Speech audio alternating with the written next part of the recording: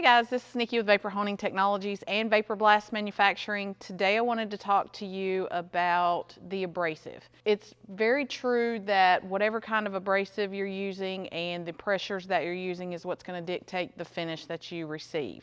There is a common practice for Vapor Honing Technologies where we are mixing abrasives in the wet blast cabinet.